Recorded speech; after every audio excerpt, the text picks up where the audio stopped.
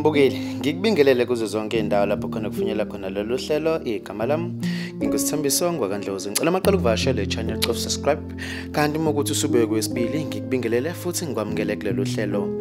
Bayishumi nanye abantu abalimele okubalwa izingane ezimbili ezineminyaka ephakathi kwemine kuya kweshumi nantathu.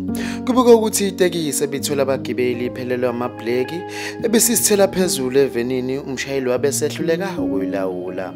Elinye iphini lonogada be-Reaction Unit of South Africa ebelisemsebenzini emgwaqeni Island Street lithe itekisi kaToyota ibihamba ngesikhulu isivinini emgwaqeni kube sekuphuma isicabha etekisini. Le tekisi bese isithele eVenini ebikade izimele okubekwa ukuthi eyenyanga yodumo udokotela ukhehlelezi.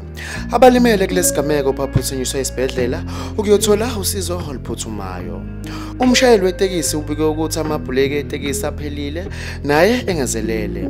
Mbukeli, bekuyizona ke lezi bengiphathele zona kuleli hora. Ngizocela bekuvo lakho kwi-comment section melana nalolu daba. Ngizokubona kwenye video elandelayo. Usale kahle.